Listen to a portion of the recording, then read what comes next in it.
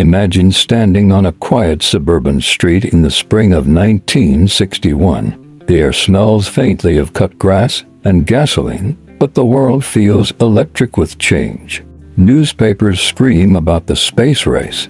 President Kennedy promises a moon landing before the decade is out. Families crowd around black and white televisions to watch grainy rocket launches, each blastoff a symbol of American confidence.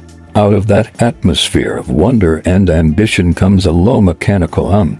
Then a gleaming shape rounds the corner. Sunlight glints off a body that seems to ripple like mercury. It's a brand new Ford Thunderbird, and nothing else on the road looks remotely like it.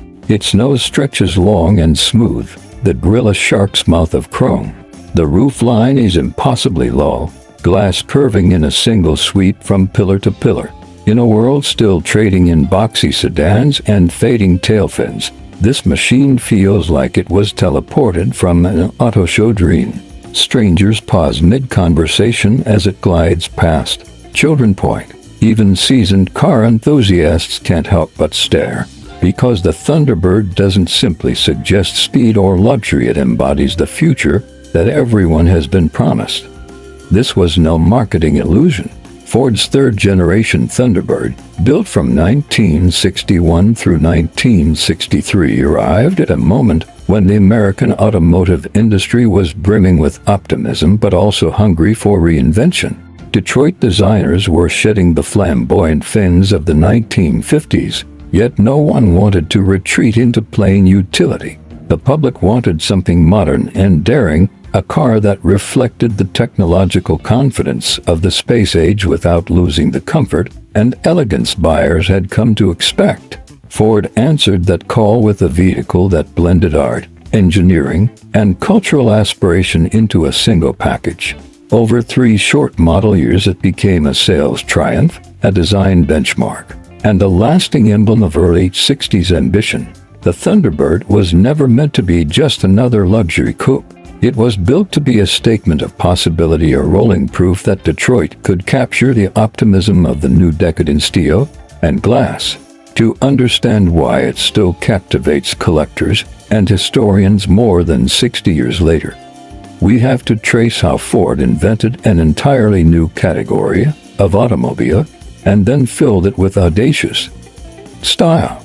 Number 1. Birth of a personal luxury icon. The Thunderbird's journey toward icon status began 6 years earlier, when Ford shocked the industry with its 1955 two-seat roadster.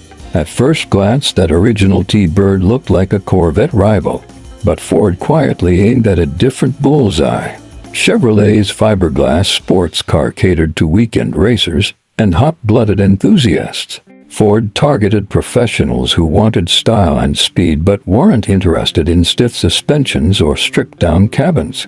They wanted a car they could drive to work on Monday and to the coast on Friday. A car that felt sophisticated without being pretentious. Sales proved the instinct correct. While the Corvette struggled to find a broad audience, the Thunderbird sold briskly. Yet by 1957, Ford's market research uncovered a surprising pattern. Buyers weren't chasing lap times. They were craving comfort, convenience, and a sense of occasion. Many owners were affluent couples who loved the car's glamour but wanted space for friends, children, or luggage. Executives realized the two-seat formula was a dead end if they hoped for long-term growth. For the 1958 model year, Ford made a radical pivot. The second-generation Thunderbird arrived with 4 seats, a longer wheelbase, and creature comforts unheard of in a so-called sports car. Purists cried betrayal, but customers loved it. Annual sales nearly doubled overnight, validating Ford's gamble and, more importantly, creating a brand new market segment, the personal luxury car. This was neither a chauffeur-driven limousine nor a bare-bones racer. It was a stylish, mid-size coupe designed for people who wanted to drive themselves in first-class comfort.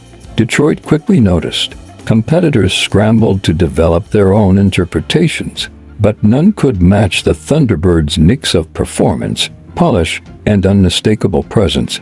Buick's Riviera and Pontiac's Grand Prix were still years away. For a brief, pivotal moment, Ford had the lane entirely to itself. Inside company headquarters, executives sensed a rare opportunity. If the second-generation model could spark a whole new category, a properly daring successor could cement Ford's dominance and turn the Thunderbird name into something approaching legend. By 1959, designers and engineers were already sketching concepts for the third generation.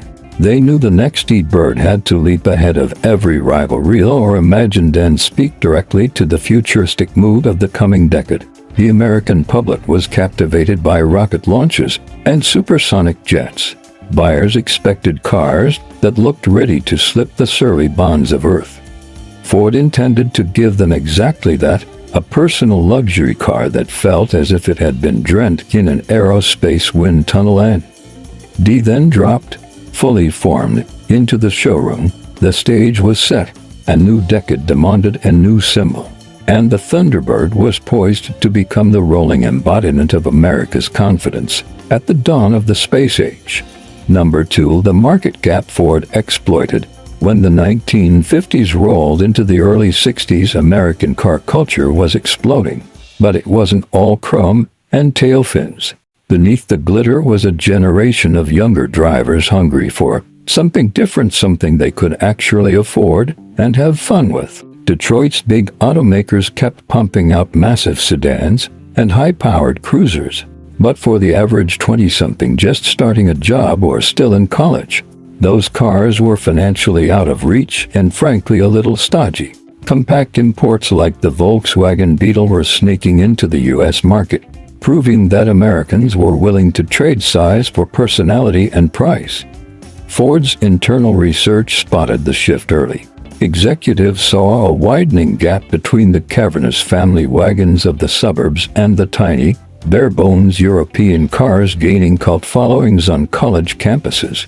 There was no middle ground, no stylish, affordable personal car that felt sporty yet practical.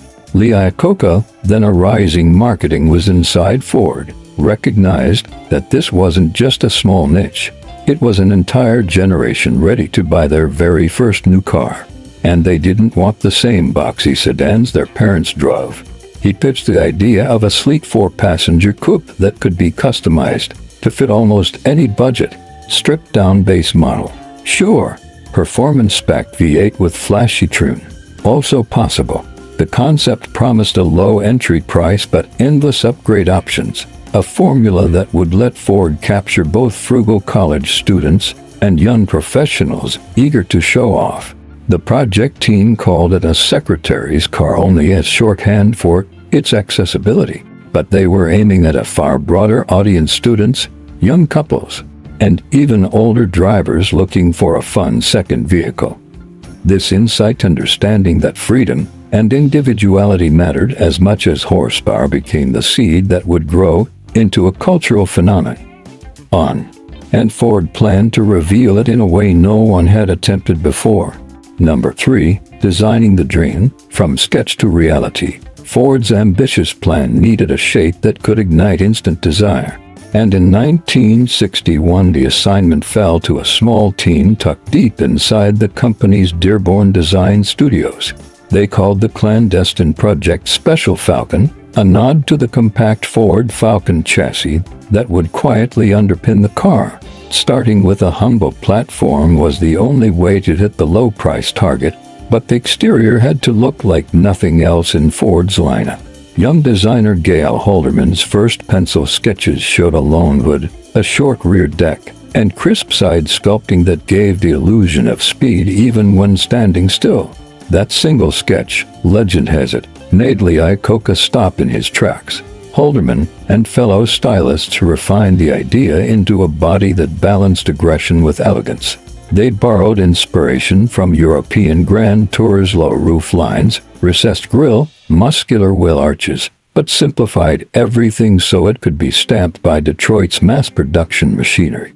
To keep tooling costs down, they cleverly reused certain Falcon structural pieces while disguising them beneath those fresh, athletic proportions. The long hood, short deck became the defining silhouette, later nicknamed the pony car profile. Inside, The designers faced an equally tricky puzzle: create an upscale feel without busting the budget. Their answer was a modular approach: basic vinyl seats and minimal trim on the cheapest model, but with an extensive options list that let buyers add wood grain accents, bucket seats, rally-style gauges, and even air conditioning. This strategy meant every customer could tailor the car to personal taste, a radical departure from the cookie-cutter interiors of typical compacts. By late 1962, Klein models captured the full vision.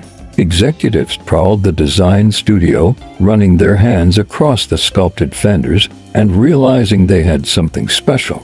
The car was undeniably sporty, yet approachable, an everyday dream machine.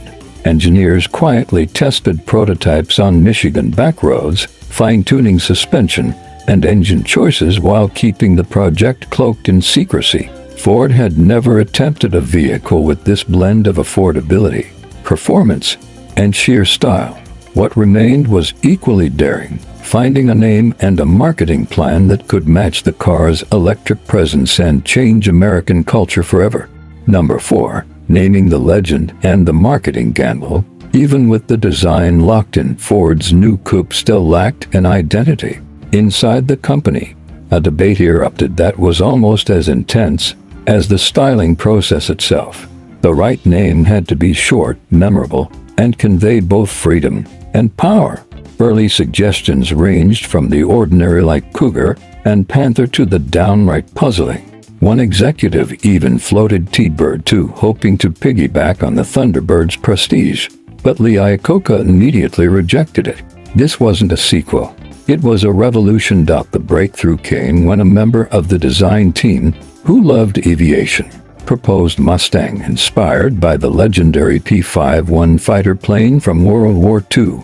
Others pointed out the wild horse roaming the American West carried the same name and symbolized untamed freedom. That dual-meaning speed in the air and independence on the open plains fit perfectly with the car's youthful spirit.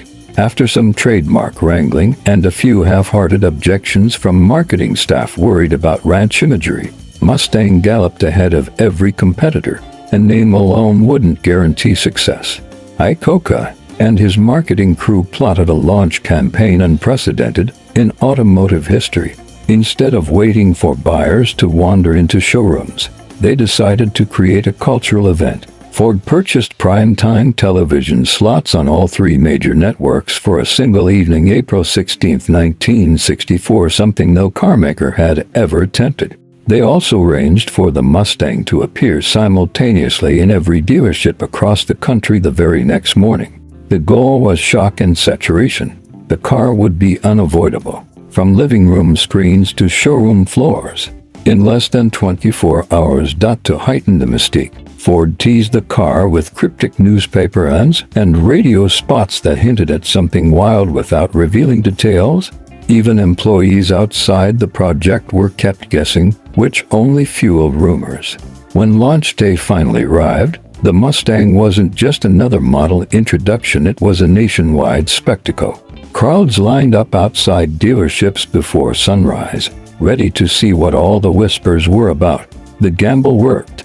By the end of the first weekend, Ford had received more than 20,000 orders, a figure that stunned analysts and confirmed Iacocca's hunch. The Mustang had tapped directly into America's restless, adventurous heartbeat. Number 5. The 1964.5 rollout and instant mania. April 17, 1964, dawned like any other Friday. But for Ford, it was the day the automotive world tilted.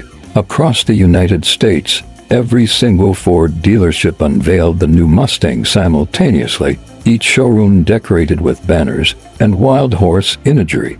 Sales staff wore bright promotional badges while radio stations blasted upbeat jingles teasing the car everyone's been waiting for. Before noon, crowds swarmed dealership doors, and some cities reported traffic jams around the showrooms. In Chicago, one dealer sold all 15 of his allotted cars before the afternoon rush. In Dallas, another roped more than 100 orders in a single day. The fever wasn't confined to dealerships. Television audiences had already been primed the night before when Ford aired a slick, nationwide commercial blitz. The ads emphasized freedom and excitement, showing stylish young drivers breezing down coastal highways. Newspapers across the country followed with full-page spreads, ensuring that even people who hadn't planned to buy a car suddenly felt they might be missing history. In New York, the Mustang even stole headlines from the World's Fair, where Ford had strategically placed a fleet of gleaming convertibles on rotating platforms, letting millions of visitors see the car in person that very weekend. The initial specifications impressed as much as the marketing. A base price of $2,368 made the Mustang accessible to college graduates and young families alike. Yet buyers could upgrade to powerful V8 engines, sporty trim, and luxury features if their wallets allowed. This build-it-your-way flexibility fueled a personalization craze. Early owners bragged about their unique color combinations and option packages, turning each car into a personal statement rather than a cookie-cutter model. By the end of the first day, Ford tallied an astounding 22,000 sales. Within the first year, over 400,000 Mustangs roared off dealer lots, smashing every projection and redefining what a successful launch looked like. Competitors scrambled to react, but none could match the perfect storm of style, price, and marketing genius that Ford unleashed. The Mustang had become more than transportation, it was a cultural wave. Yet behind the headlines, Ford engineers were already preparing the next challenge, keeping the excitement alive beyond that sensational first year. Number 6. Early production challenges and rapid expansion. The Mustang's opening day frenzy caught even Ford's seasoned executives off guard. Although they had forecast healthy demand, the tidal wave of orders arriving within hours of the April 1964 launch threatened to overwhelm every part of the company's supply chain. Assembly plants in Dearborn, Michigan, and San Jose, California were quickly pushed to their limits. Workers found themselves clocking record overtime as management scrambled to maintain quality while nearly doubling their original production schedules. Conveyors ran day and night, and additional shifts were added on weekends to keep pace with the avalanche of dealer requests. Parts suppliers also felt the shock. Seat manufacturers, glass makers, and tire companies suddenly faced purchase orders that dwarfed their projections. Ford's purchasing department chartered extra freight trains and trucks to keep essential components moving, while logistics teams rerouted materials from other Ford models when necessary. Even paint inventory became a pinch point. Popular colors such as Rangoon Red and Wimbledon White were rationed to ensure a steady flow across all plants. Quality control, however, remained a non-negotiable priority. Ford implemented a series of rapid inspections at multiple stages of the assembly line, a costly but critical measure to prevent rushed workmanship from marring the brand-new nameplate. Engineers roamed factory floors armed with clipboards, stopping production whenever fit or finish threatened to slip below the company's strict standards. These efforts paid off. Early Mustang owners consistently reported surprising reliability for a car launched at breakneck speed. Meanwhile, management looked beyond immediate bottlenecks to secure long-term capacity. By late 1964, Ford had greenlit additional production at the Metuchen, New Jersey plant and retooled facilities to allow faster model updates. Executives negotiated new supplier contracts that guaranteed priority shipments of engines, transmissions, and upholstery for years to come. Despite the whirlwind, customer enthusiasm never wavered. Dealers still face waiting lists stretching weeks, and some enterprising buyers resold likely used Mustangs at premiums above sticker price. The logistical triumph of scaling from an ambitious concept to full-blown nationwide production in a matter of months became an industry case study, proof that Ford's gamble on the Mustang wasn't just visionary in design, but a masterclass in rapid execution. Number 7. The 1965 model year and key upgrades. By late summer 1964, Ford transitioned from the 1964.5 launch cars to what would officially be known as the 1965 model year end. With that subtle change came a host of refinements that revealed how quickly the company was learning from early feedback. Engineers and product planners spent the hectic first months gathering data from dealers, customers, and service departments. What they heard was clear. Buyers loved the Mustang's style and value, but many craved even more performance and personalization. To meet that appetite, Ford expanded the engine lineup beyond the lively 260 cubic inch V8. The big news was the addition of the 289 cubic inch small block V8, available in multiple states of tune-up to a muscular 271 horsepower. This hypo K-code option transformed the Mustang from a stylish cruiser into a legitimate street fighter, capable of sub-8-second sprints to 60 miles per hour, territory previously reserved for pricier sports cars.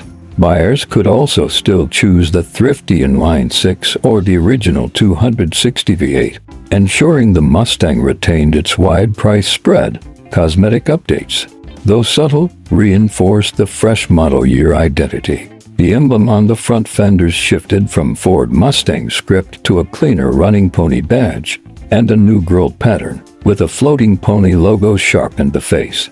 Inside, Ford introduced a 5-dial instrument cluster to replace the earlier Falcon-style panel, giving drivers a more upscale, performance-oriented cockpit. Optional rally pack gauges mounted on the steering column provided a tachometer and clock, an enthusiast's favorite touch. Customization remained a central philosophy. The 1965 order sheet read like a candy store menu. GT appearance packages with fog lamps and side stripes, styled steel wheels, wood grain interior trim, air conditioning, and an ever-growing list of colors and upholstery patterns. Ford marketing leaned into the concept with the phrase "the car designed to be designed by you." Sales figures confirmed the strategy's brilliance. Production for the 1965 model year soared past 559,000 units, cementing the Mustang as not just a one-year wonder but a permanent fixture of American roads. More importantly, the expanded engine choices and sporty options laid the groundwork for a performance subculture that would soon explode, as Carroll Shelby prepared to unleash a racing variant that pushed the Mustang far beyond its stylish commuter image. Number 8. Carroll Shelby and the birth of the GT350. By late 1964, Ford executives recognized that the Mustang's runaway popularity could be leveraged for something even more thrilling, a car that could win on the racetrack as well as the showroom. To achieve that goal, they turned to Carroll Shelby, a former Le Mans winning driver turned hot rod tuner whose reputation for extracting ferocious performance from Ford's own small block V8 South was already legendary. Shelby had proven his mettle with the AC Cobra, a British roadster transformed into an American powerhouse. When Ford approached him, he immediately saw the Mustang's untapped potential not just as a sporty daily driver, but as a genuine competition car capable of challenging Europe's best. Shelby's brief was ambitious: create a factory-backed racer that could dominate SCCAB production events while remaining street-legal enough for customers to drive home from the dealership. Starting with the new 1965 fastback body, Shelby's team stripped the interior of unnecessary weight, stiffened the suspension with heavy-duty springs and Coney shocks, and added a larger front sway bar to sharpen handling. Under the hood sat the potent 289 cubic inch hypo V8, hand-assembled to produce a conservative 306 horsepower, more than enough to exploit the Mustang's relatively light chassis. A side-exit exhaust system gave the car an unmistakable bellow that could rattle shop windows. Cosmetic changes set the GT350 apart. The fastback received fiberglass hoods with functional scoops, racing stripes that ran nose to tail, and the now iconic GT350 script. Most early cars wore Wimbledon white paint accented by Guardsman blue stripes, a nod to Shelby's racing colors. Interiors were Spartan compared with the plush standard Mustang, thin back bucket seats, a wood-trimmed steering wheel, and a simple dash layout kept the driver focused. Even the rear seat was deleted in the earliest runs, replaced by a lightweight shelf to meet SCCA homologation rules. The result was a revelation. The GT350 delivered blistering acceleration 0 to 60 miles per hour in the mid-5-second range combined with precise steering and race-ready brakes. It immediately began collecting trophies, cementing Ford's performance credentials and proving that the Mustang could be more than a stylish commuter. Shelby's creation didn't just add excitement to the lineup. It gave the Mustang an aura of authenticity that rival pony cars would chase for years. The GT350 became the first true American muscle machine that could corner with European finesse, and it transformed the Mustang from a mass-market success into a motorsport legend. Number 9. Mustang Mania and the Global Phenomenon. By 1965, what had begun as an ambitious project inside Ford had erupted into a full-blown cultural event that newspapers and magazines dubbed Mustang Mania. The numbers alone were staggering. Within the first 18 months, Ford sold more than 1 million Mustangs, shattering every previous record for a new model. Dealers struggled to keep inventory on their lots. Some customers paid premiums or placed orders sight unseen, willing to wait weeks or even months for delivery. Showrooms were mobbed on launch days, with stories of buyers camping overnight to be the first in line.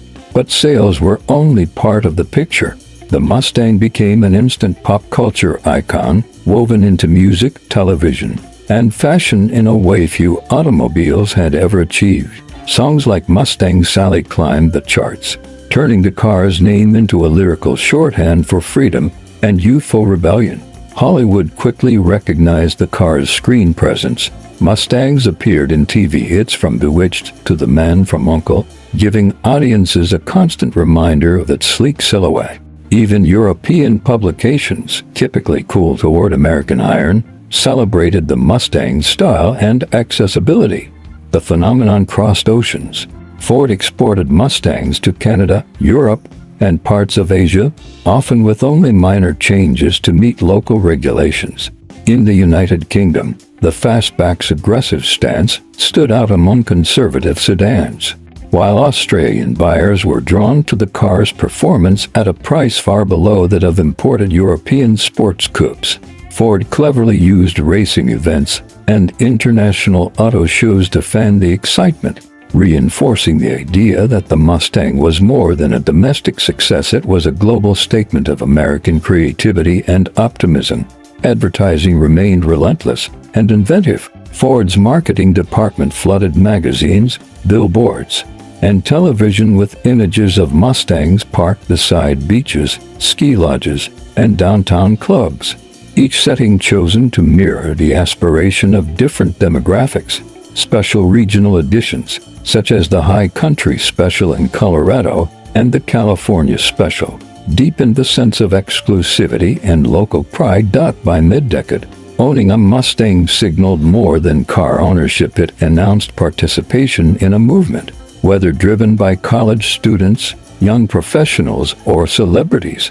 The car became a symbol of personal freedom, perfectly timed for an era when youth culture was redefining the American dream. From suburban drive-ins to European boulevards, the Mustang wasn't just a vehicle. It was a passport to the spirit of the 1960s, a four-wheeled ambassador for a new, confident generation.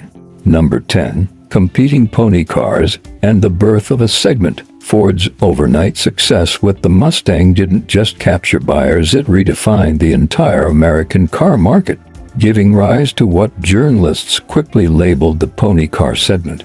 Competitors had watched Ford's launch with curiosity, but by late 1965 they were scrambling to respond. The Mustang's Formula long hood, short deck, affordable price, and a buffet of personalization options proved so magnetic that every major automaker began plotting a rival.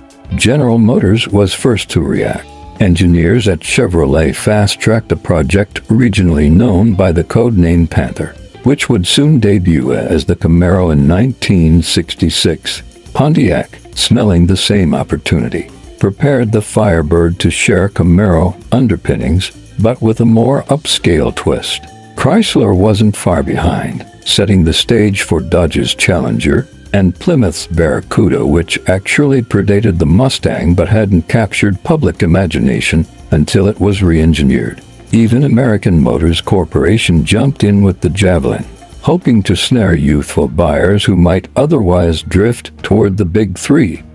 The emergence of these competitors transformed what had been a single breakout model into a full-fledged horsepower arms race. As each brand sought to outdo the others, performance and styling escalated rapidly. High-compression V8 soft, racing stripes, and ever wider tires became common sights on American streets. Ford, rather than resting on its laurels, welcomed the challenge. The company's planners believed competition would only expand the market, and they were right. To maintain leadership, Ford doubled down on continuous improvement. Special trim packages like the GT option, new colors, and incremental suspension upgrades kept the Mustang fresh. Ford's marketing department capitalized on the brewing rivalry, running ads that dared consumers to see why everyone's chasing Mustang.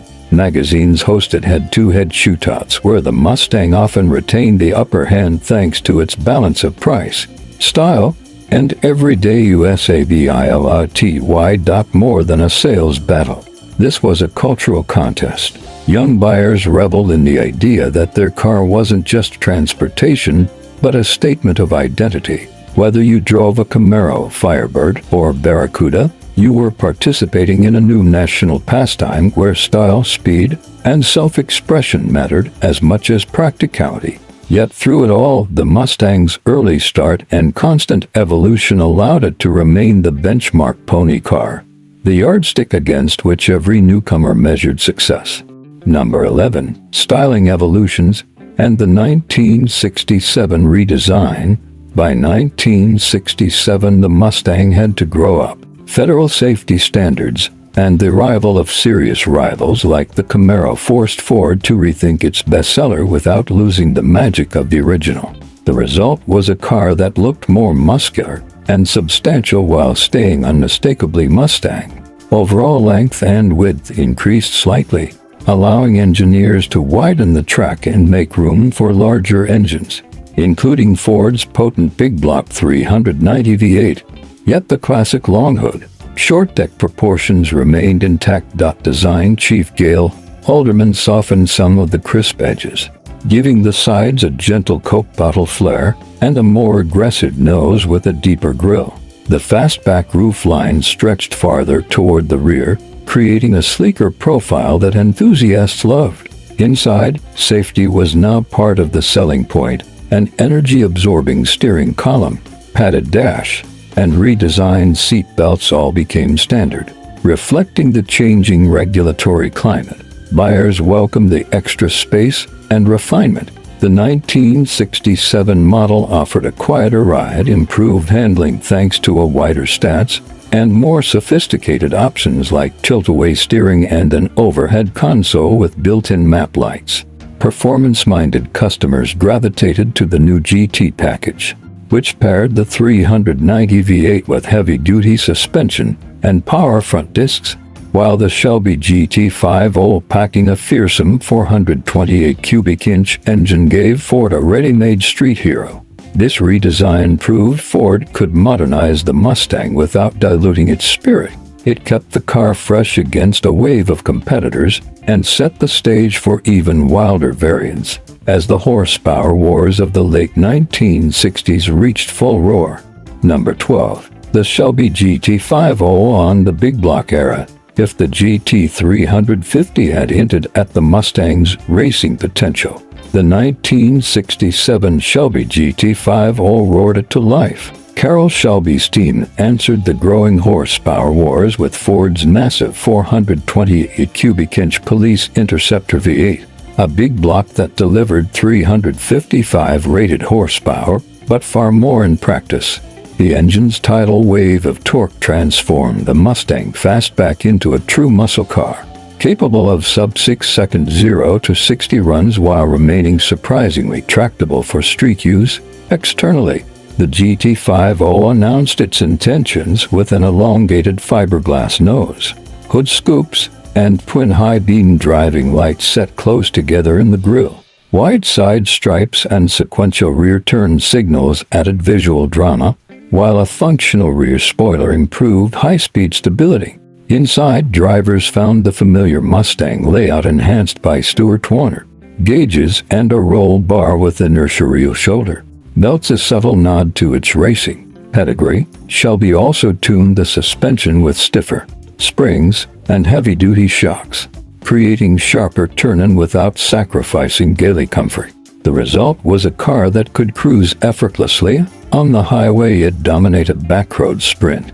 Collectors today prize the 1967 GT500 not only for its performance but for the way it bridged two eras: the nimble small-block pony car and the brute force muscle machine soon to follow. The GT500's success pushed Ford deeper into the big block arena. Buyers clamored for ever more powerful options, and rival brands escalated their own output in response. In just a few short years, the Mustang had evolved from stylish runabout to a central player in Detroit's late '60s South horsepower wars, proving that the pony car could snort and paw the ground with the fiercest of muscle cars. Number 13. Cobra Jet Power and the 1968 Racing Triumphs.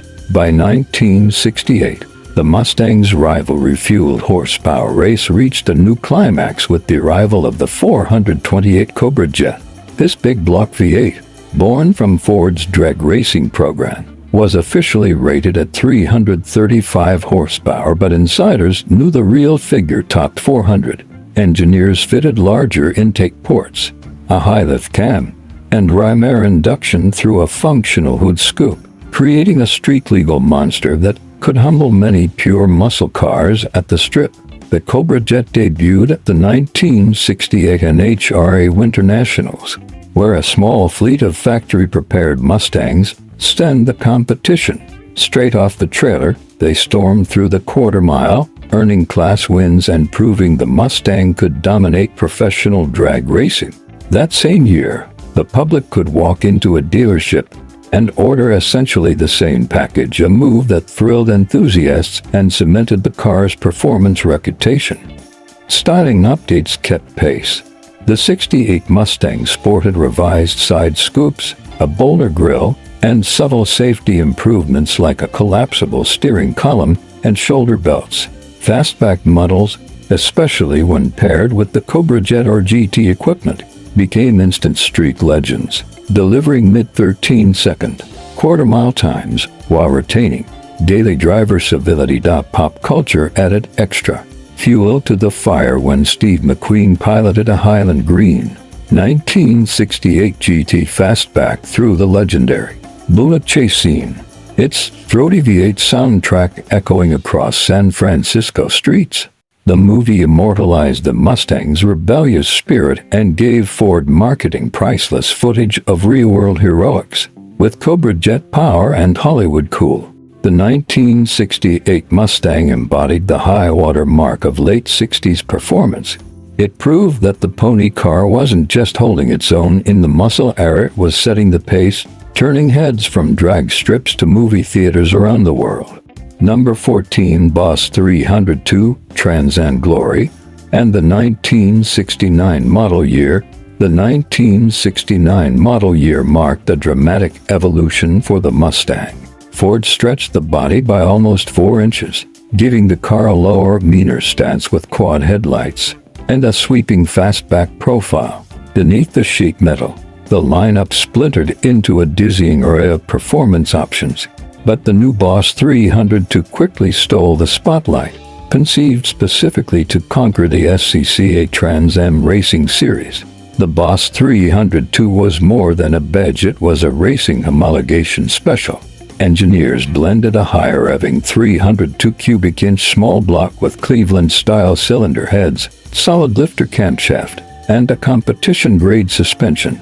Officially rated at 290 horsepower, the engine willingly screened past 6,000 revolutions per minute, delivering a razor-sharp throttle response few rivals could match. Styling cues set the Boss apart: blackout hood treatment, bold side stripes, front and rear spoilers, and Magnum 500 wheels.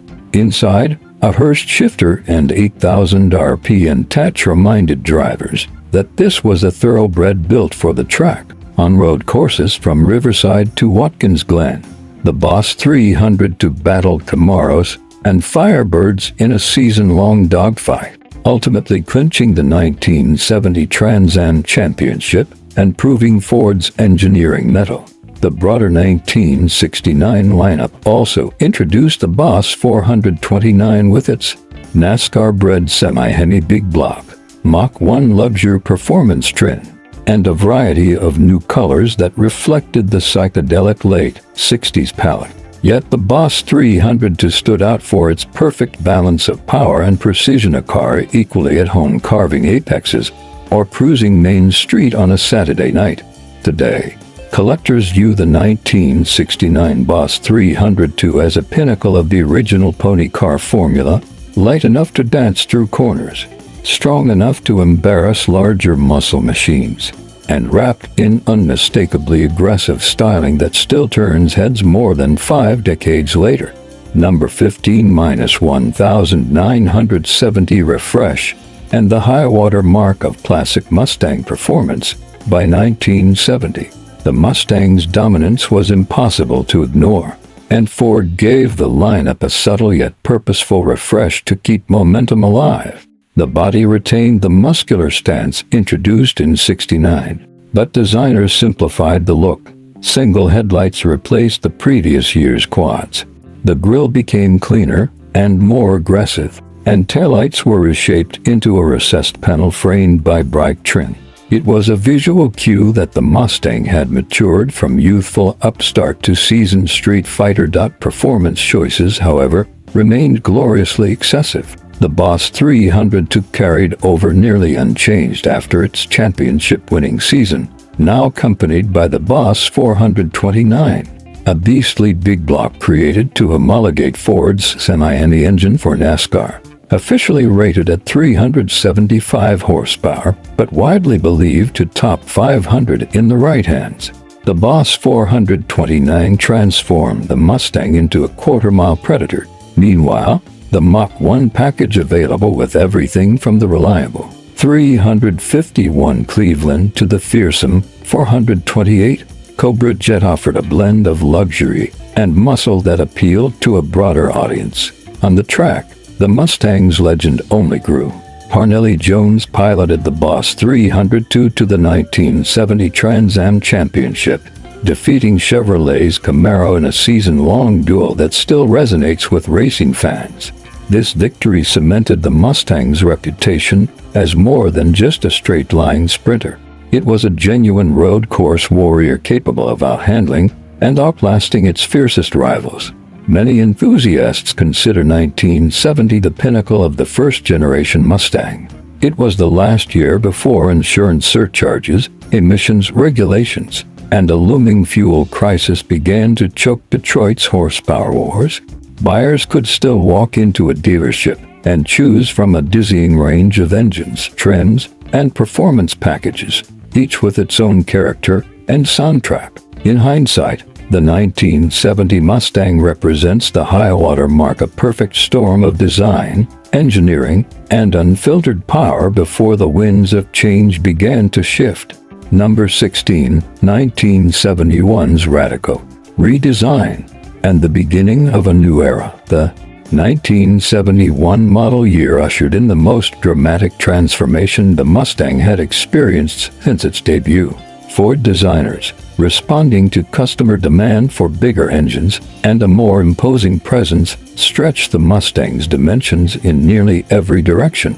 The new body was longer, lower, and wider, with a front track that expanded by more than 2 inches and a roofline that sat slightly closer to the pavement. It looked brawnier and more aggressive, almost like a scaled-down muscle-bound Torino. and it signaled that the pony car had officially grown into a full-fledged muscle machine.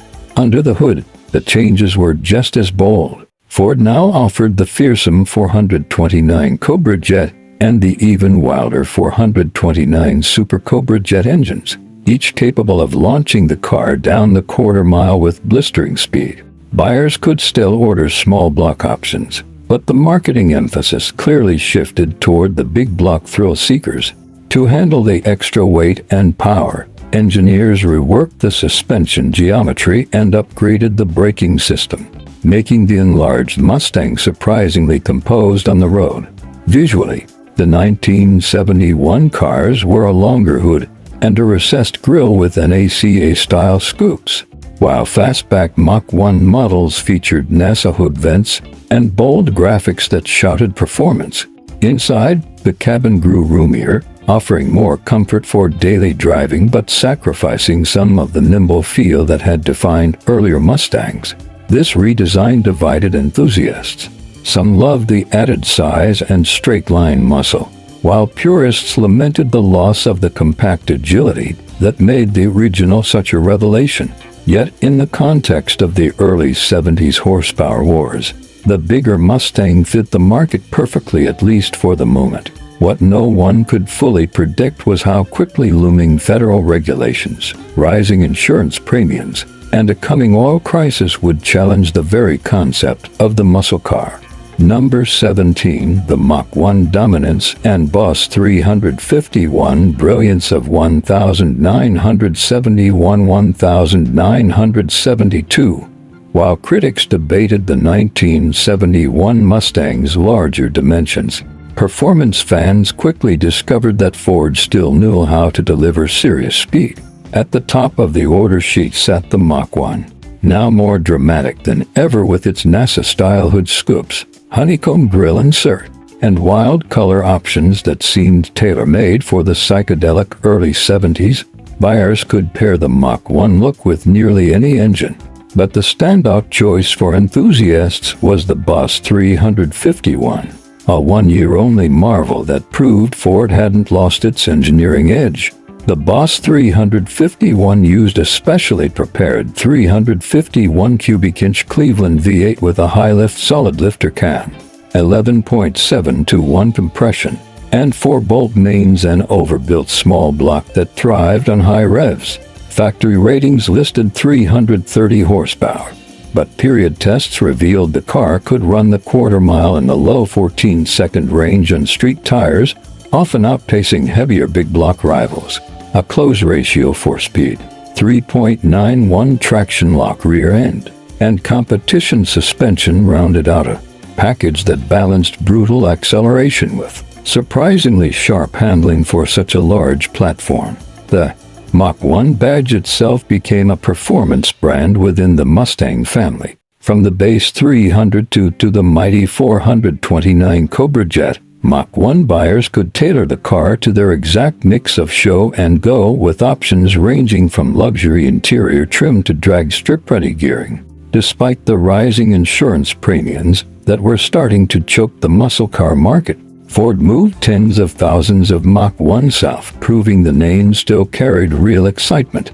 Today, the 1971 Boss 351 stands as one of the last purebred small-block muscle cars of the era. Final salute to the free-breathing, high-compression performance that defined the late 60s.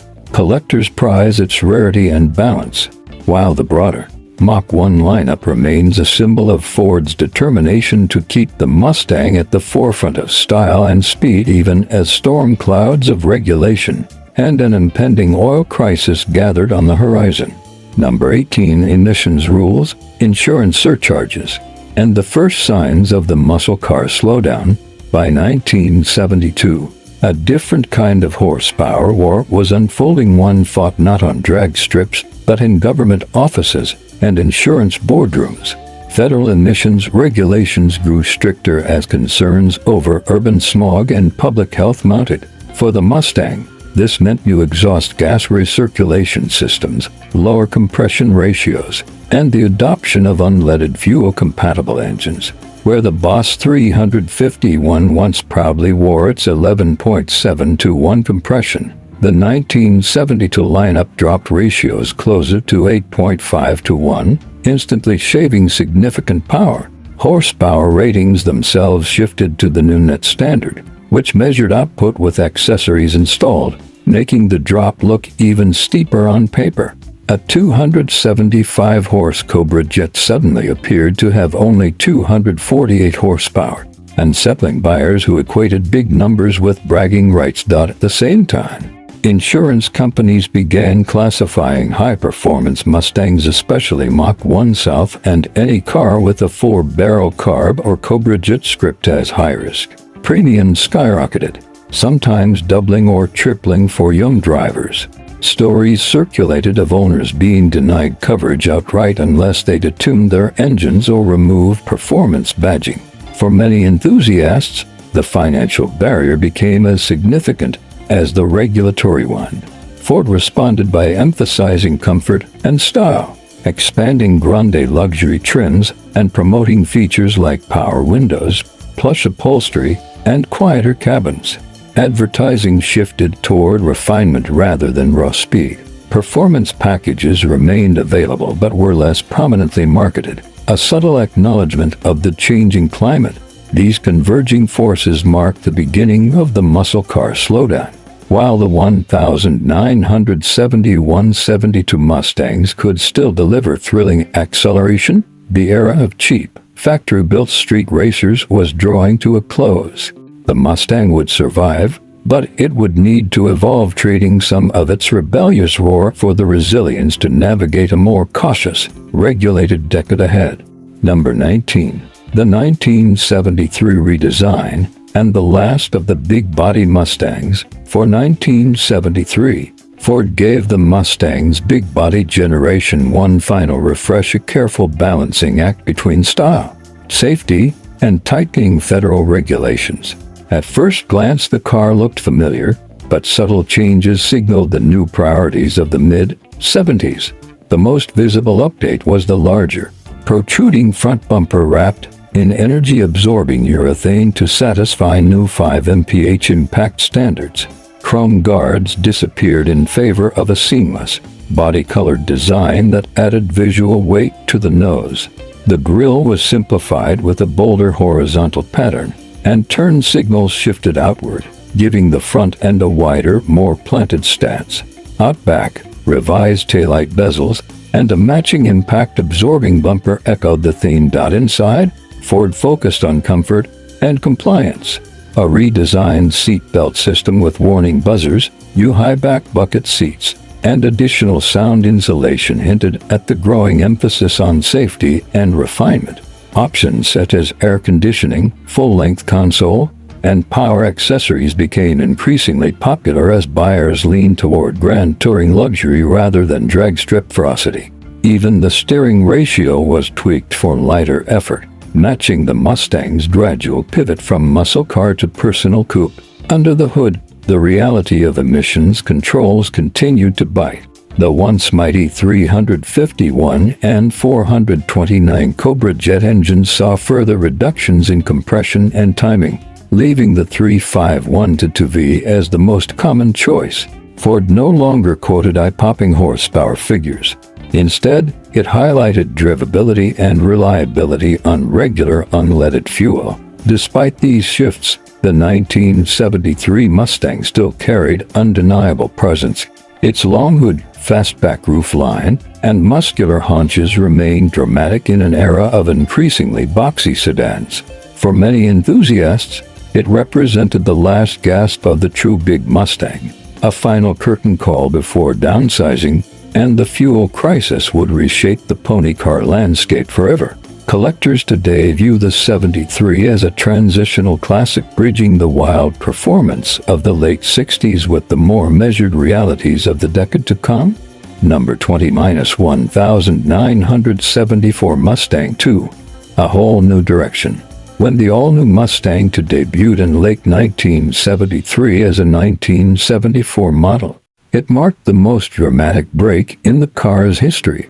Gone was the long hood, wide-shouldered big Mustang silhouette, In its place came a shorter, trimmer, and far more economical pony car, built squarely in response to the twin shocks of soaring insurance rates and the looming fuel crisis.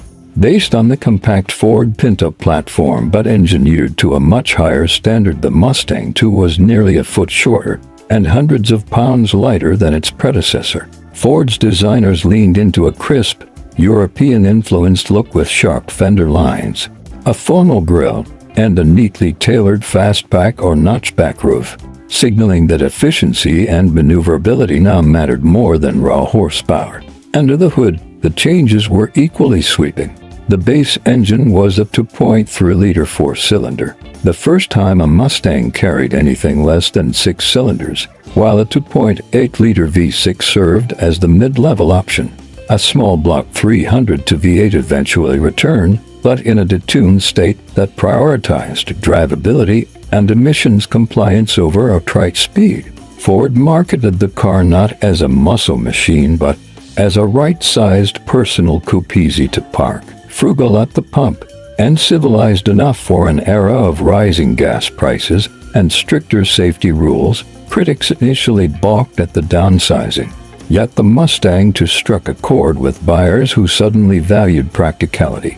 Sales surged past 385,000 units in its first year, making it one of the best-selling Mustangs ever and earning Motor Trend's Car of the Year award. Though purists lamented the loss of tire smoking power, the Mustang II ensured the nameplate's survival during one of the most turbulent periods in automotive history. In hindsight, it proved that the Mustang could adapt and endure, setting the stage for the performance revivals that would follow later in the decade and beyond.